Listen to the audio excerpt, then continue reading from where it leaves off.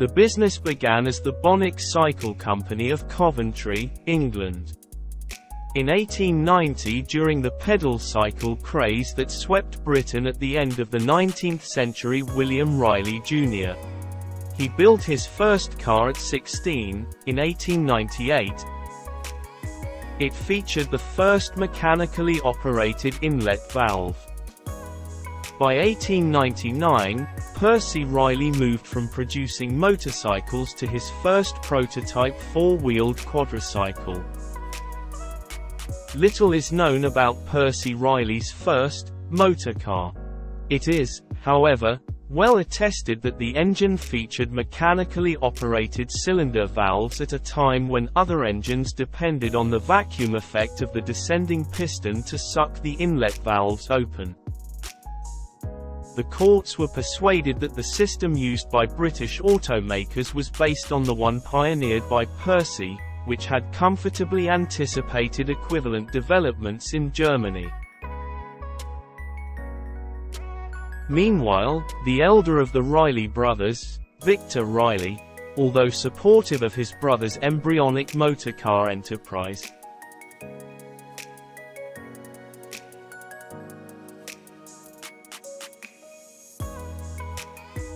but the Riley Engine Company soon began to focus on four-wheeled automobiles.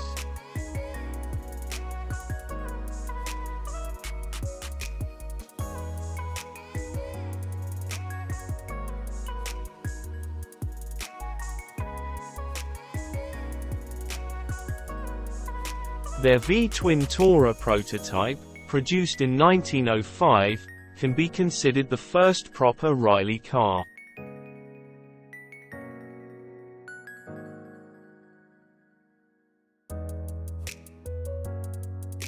The Riley Engine Company expanded the next year.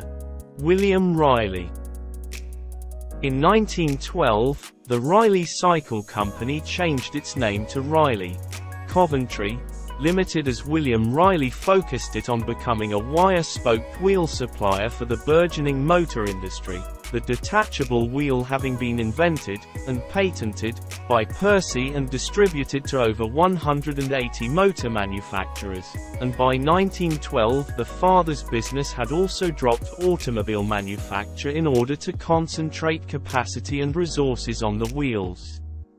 Exploitation of this new and rapidly expanding lucrative business sector made commercial sense for William Riley, but the abandonment of his motor bicycle and then of his automobile business, which had been the principal customer for his son's Riley Engine Company, enforced a rethink on the engine business. In early 1913, Percy was joined by three of his brothers, Victor, Stanley, and Allan, to focus on manufacturing entire automobiles. The works was located near Percy's Riley Engine Company. The first new model, the 1730s, was introduced at the London Motor Show that year. Riley also began manufacturing aeroplane engines and became a key supplier in Britain's build-up for World War I. In 1918, after the war, the Riley companies were restructured. Nero joined Riley, Coventry, as the sole producer of automobiles. Riley Motor Manufacturing under the control of Allan Riley became Midland Motor Bodies, a coach builder for Riley.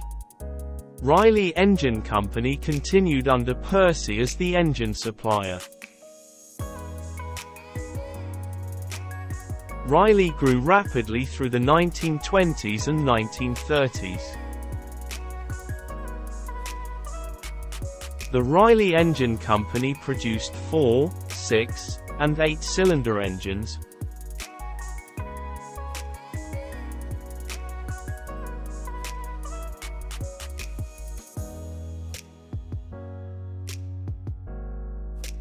Introduced in 1926 in a humble but innovatively designed fabric-bodied saloon, Percy Riley's groundbreaking Riley 9 engine, a small-capacity, high-revving unit, was ahead of its time in many respects.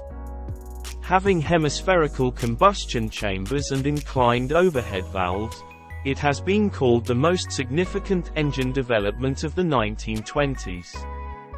With twin camshafts set high in the cylinder block and valves operated by short pushrods, it provided power and efficiency without the servicing complexity of an OHC, overhead camshaft, layout.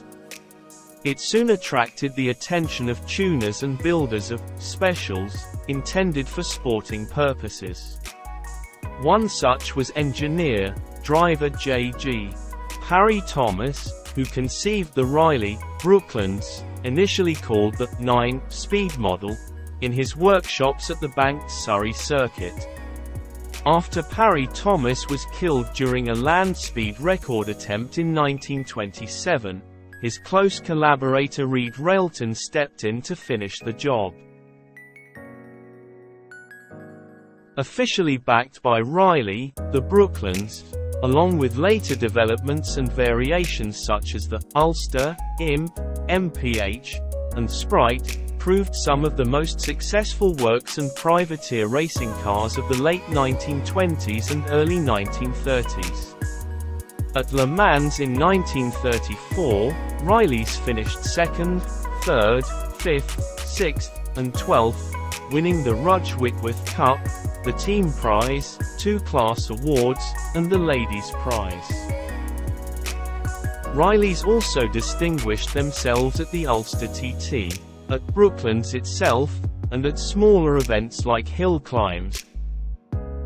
For series production, the engine configuration was extended into a larger 12 horsepower, 4, 6-cylinder and even V8 versions, powering an increasingly bewildering range of touring and sports cars. By about 1936, however, the business had overextended, with too many models and few common parts, and the emergence of Jaguar at Coventry was a direct challenge.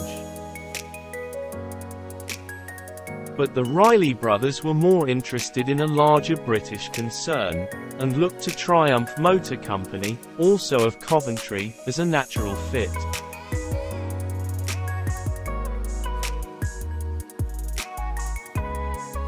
It was announced on the 9th of September 1938 that the assets and goodwill of Riley Motors, Coventry, Limited had been purchased from the receiver by Lord Nuffield, and he would on completion transfer ownership to Morris Motors Limited, on terms which will show very considerable financial advantage to the company.